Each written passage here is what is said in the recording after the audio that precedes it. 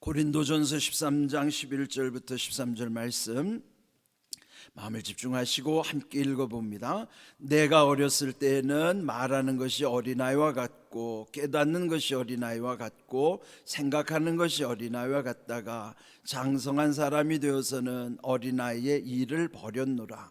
우리가 지금은 거울로 보는 것 같이 희미하나 그때에는 얼굴과 얼굴을 대하여 볼 것이요 지금은 내가 부분적으로 아나 그때에는 주께서 나를 아신 것 같이 내가 온전히 알리라. 그런즉 믿음, 소망, 사랑 이 세 가지는 항상 있을 것인데 그 중에 제일은 사랑이라. 아멘.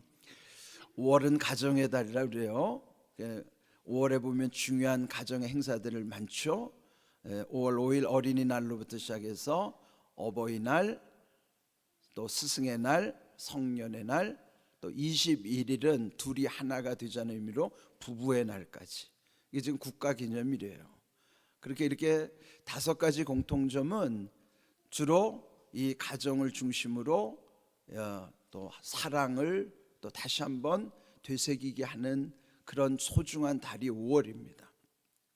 말씀드린 것처럼 가정과 교회는요, 그 원리와 본질이 다르지 않아요. 하나님이 제일 먼저 세우신 게 가정이죠. 그리고 그 과정이 깨어지고 그리고 이제 죄로부터의 구원을 위해서 주님의 교회를 세운 것입니다. 그러면 가정과 교회가 원리가 다르지 않다는 건요, 이해관계가 없어요. 그러니까 사랑하는 데는 이해관계가 없는 것이죠.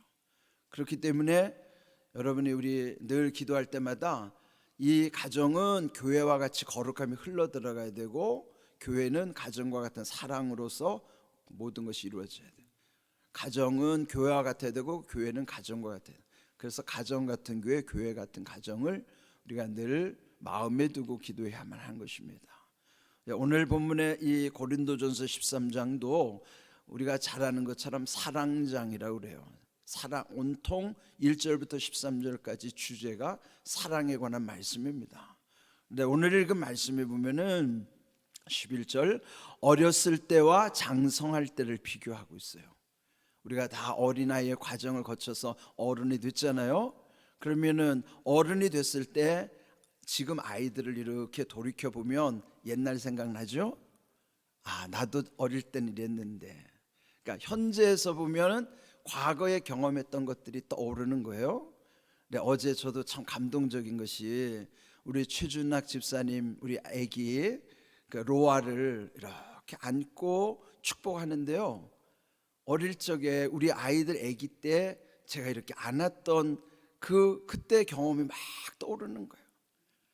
로아를 내가 안고 있는 순간에 우리 아이들을 내 아기 때 안아줬던 그때가 막 그 경험이 그대로 느껴지는 거예요. 이 로아가 그때 내 아기처럼 느껴지는 거예요. 경험이 이렇게 중요한 거구나. 만일 내게 그런 경험이 없었다면 내가 로아를 안았을 때 그런 마음이 안 들었을 거예요. 그러니까 여러분, 경험은 소중한 거죠. 그런데 장성한 사람은 이기 때문에 그거를 생각할 수 있는 거예요. 어른이 됐기 때문에, 경험했기 때문에. 그런데 오늘 이 말씀을 보면은 내가 어렸을 때 말하는 것이 어린아이와 같고 그 유치했고요, 깨닫는 것도 어린아이처럼 유치했고 생각하는 것도 어린아이같이 유치했었는데 장성한 사람 즉 어른이 되어서는 어린아이 쪽의 일을 버렸다 하는 거예요. 당연하죠. 아기 때 하던 대로 어른이 돼서도 여전히 지금도 땅 따먹게 하고 앉아있고 딱지치게 하고 앉아있고 구슬치게 하고 앉아있으면 여러분, 어른이 돼서도 그렇게 살면 그거 아이들이 노는 모습은 참 기특하고 그렇지만은 여전히 어른이 돼가지고도 그렇게 하면은 그 얼마나 유치해요. 어른은 어른답게 어릴 때 땅 따먹기 열심히 하다가 지금은 땅 투자하고 있잖아요. 그러니까 이제 이렇게 우리가 어릴 적에 하던 거는 어른이 돼서는 다 버리는 거예요. 그런데 여전히 우리 안에는 어렸을 때 상처받았거나 결핍된 분들이 아직 여전히 남아 있어요.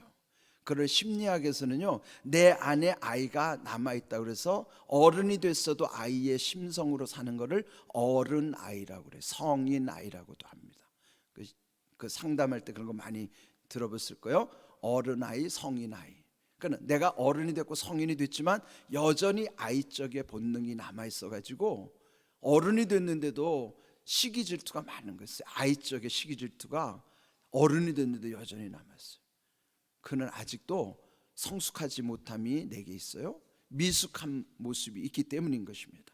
근데 바울이 여기서 강조하는 것은 어른이 되었을 때 과거의 아이적 것을 버린 것처럼 바울이 알려주고자 하는 건 그 다음이에요. 12절. 지금 어른이 된 지금에 또 거울로 보는 것 같이 희미하지만은 그때는 뭐 미래예요.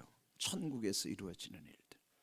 이게 바울이 이 말씀을 현재를 중심으로 해서 과거 어린아이 적과 비교하지만 그보다 더 중요한 거는 현재에서 미래 소망 가운데 천국을 보여주는 거예요. 자, 그러면 지금 우리가 살아가는 거는 비록 어른으로 산다고 하더라도 여전히 거울로 보는 것 같이 희미하다는 거예요. 이 거울은 지금 우리가 보는 거울 아니에요. 지금 우리가 보는 거울은 잘 보이죠? 바울 시대의 거울은요, 청동 거울입니다. 여러분, 왜 놋그릇을 보면 오래 두면은 그게 뭐 녹이 슬어 가지고 그러면 이제 여러분 제사 때 되면 그 놋그릇 다 닦아야 되잖아요. 그 놋으로 만든 청동 거울도요, 그렇게 흐려지는 거예요. 그러니까 아무리 잘 닦아도 지금 보는 거울하고는 비교가 할 수 없겠죠. 희미하게 보이는 거예요. 대충 보는 거예요. 그것처럼 지금 우리가 어른으로 산다고 하더라도 지금 우리의 관계는 여전히 그때 청동 거울 같이 이렇게 보여지는 것처럼 희미하다는 거예요. 지금 우리는요, 우리의 사는 것은 희미하게 살아가는 거예요. 희미하니까 우리는 때로 넘어지기도 하고 그냥 낙심하기도 하고 모든 게 다 선명하고 분명하게 보인다면 뭐 그렇게 하겠어요? 희미하니까 지금 이런 문제가 있는 겁니다. 지금은 희미한 상태요. 그러나 앞으로 얼굴과 얼굴을 대하여 보는 것, 거울을 보는 건 희미한데 서로 지금 이렇게 우리가 마주 보면은 좀 더 분명하잖아요. 우리가 천국과도 하나님과의 대면의 관계란 말이죠. 그렇게 앞으로는 얼굴과 얼굴을 맞대어서 보는 그 천국으로 우리를 인도해 준다는 거예요. 또 지금은 부분적으로 알지만은 그 천국에 가서는 주께서 나를 아신 것 같이 나도 주님처럼 온전히 알게 된다. 자, 그러면 그때는 완전해지는 거예요. 어릴 때와 지금을 비교하면 나는 장성한 사람이 되었지만 장성한 사람인 지금도 나는 완전하지 않아요. 완전한 사람은 천국 가서 완전한 사람 되는 거예요. 그러면 이런 귀한 관계를 우리가 늘 보면서 여기서 바울이 얘기해 준 13절, 그러므로 믿음, 소망, 사랑 이 세 가지는 항상 있을 것인데 그 중에 제일은 사랑이라. 여기서 보면 우리가 사는 동안에 믿음, 소망, 사랑은 우리가 항상 있죠. 근데 왜 그 중에 제일은 사랑이라고 그랬을까요? 그런 것, 이 믿음과 소망은요, 유효기간이 있기 때문이에요. 유효기간에는 뭐요? 천국 가는 날은 믿음도 소망도 다 없어져요. 왜요? 믿음이 왜 필요한데요? 천국 갈 때 가기 위해서 믿음 필요한 거예요. 우리가 이 땅에서 천국 가는 동안에 믿음 필요한 거예요. 천국 가면 더 이상 믿음도 필요 없어져요. 그러면 소망은 이루어지는, 여기서 이루어질 때를 바라보고 미래를 보는 것이 지금 소망인데 거기 가서 완전히 이루어졌으면 소망도 이제는 시효가 끝난 거예요. 완성됐기 때문에. 그에 반하여 사랑은 영원한 거예요. 왜? 하나님은 사랑이시고 영원하신 하나님의 사랑 안으로 우리가 들어가기 때문에 사랑은 영원한 겁니다. 지금 우리의 사랑이 온전하지 못해서 그렇지, 온전하지 못한 사랑이라도 그 사랑이 완전한 사랑으로 들어가기 때문에 사랑은 시효가 없어요. 사랑은 영원한 거예요. 그러니까 여러분 지금 사랑하는 것이 그 영원한 사랑으로 계속 가는 거예요. 그러니까 사랑이 최고인 겁니다. 사랑은 모든 허다한 허물을 다 덮어준다 그러죠. 그러니까 여러분, 사랑한다는 것은 여기서 우리의 이기적인 사랑이 아니라 완전하신 하나님의 사랑을 늘 본받아 가지고 그 사랑을 늘, 우리 사랑은 불완전해요. 하나님의 완전하신 사랑을 의지해서 서로를 사랑하는 거예요. 그 사랑만이 영원한 사랑이기 때문에요. 이런 믿음, 소망, 사랑의 관계를 우리가 흔히 말하는 유기적 관계라고 그러죠. 유기적 관계라는 생명 관계라는 뜻이에요. 그러면 생명이 이어지는 것처럼 이런 유기적 생명 관계의 특징은 뭐냐면 구분될 수 있지만 분리될 수 없는 관계예요. 우리의 신앙의 원리는 이런 구분해야 돼요. 구분해야 되지만 분리될 수는 없어요. 자, 제가 그런 예를 많이 들었죠. 사람의 몸도 여기 머리와 또 우리의 이 몸통과 또 그 몸통에 달려있는 사지를 구분은 할 수 있죠 다. 근데 이거 분리시키면은 죽어요. 분리될 수 없어요. 이게 생명관계라고요. 유기체가 그런 거예요. 마치 믿음과 소망과 사랑은 그런 관계란 말이에요. 구분해야 되지만 분리시킬 수가 없어요. 왜? 다 연결되어 있기 때문에. 그러면 지금의 내 믿음과 앞으로의 이루어지는 소망 사이를 연결해 주는 게 사랑이란 말이에요.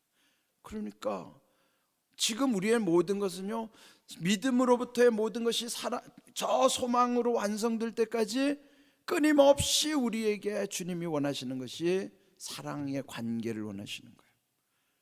여러분이 그런 사랑의 관계에 가장 중요한 게 가정이고 교회입니다.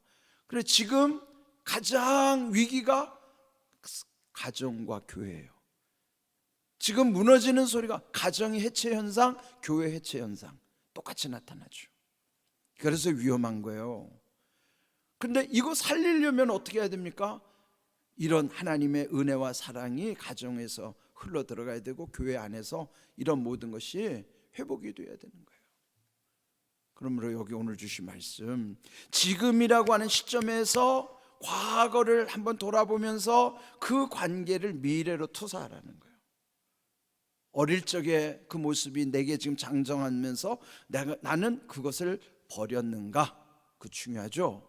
버려야 됩니다. 여전히 유치하게 살면 안 되잖아요. 그렇지만도 불완전하기 때문에 미래 천국을 소망하면서 완전하는 그때를 우리가 지금 이루어가는 과정, 그는 뭐예요? 끊임없이 믿음과 소망의 관계 속에서 우리가 하는 것은 사랑을 나누는 관계입니다. 그 중에 제일 중요한 게 뭘까요? 주님의 사랑 가운데 서로를 축복하는 거예요. 기도하는 거예요. 여러분, 이 기도만큼, 축복하는 기도만큼이나 사랑하는 게 없어요.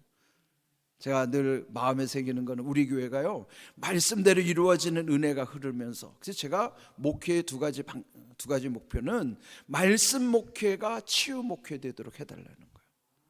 말씀 목회가 치유 목회, 회복시키고 살리는 목회. 저는 규모에다가 관심 두지 않습니다. 생명에 관심 두는 거예요. 규모는 하나님이 정하시는 거고 우리는 하나님이 기뻐하시는 생명에다가 초점을 맞춰야지. 여기 규모를 키워가지고 뭐 하려고요? 하나님은 생명을 원하시지 규모를 원하시지 않아요. 잘 생각하셔야 돼요. 그래서 저는 목회의 중심이 여기에 건물을 높이고 사람을 많이 모이게 하는 게 목적이 아니에요. 그러나 하나님이 하시는 것이고 우리가 해야 되는 것은 하나님이 기뻐하시는 것에 말씀 목회가 치유 목회 되도록 말씀의 영이 흘러서 살리는 일을 하면 사람들이 모이는 거예요. 그런 원리로 우리가 하는 거예요. 믿음, 소망, 사랑 다 우리에게 필요하지만 그 중에 제일은 사랑이라는 이 원리를 기억하시고, 오늘 우리에게 5월의 이 귀한 은혜, 우리의 가정을 살리는, 그리고 우리 교회가 살아나는, 그래서 이 민족이 다시 한번 하나님 앞에 귀하게 세워지는 그런 귀한 은혜가 우리 교회에, 우리의 기도의 제목되고 또 우리의 관심이 되고 우리 모두가 그렇게 살아갈 수 있는 삶이 되기를 주님의 이름으로 축복합니다. 아멘.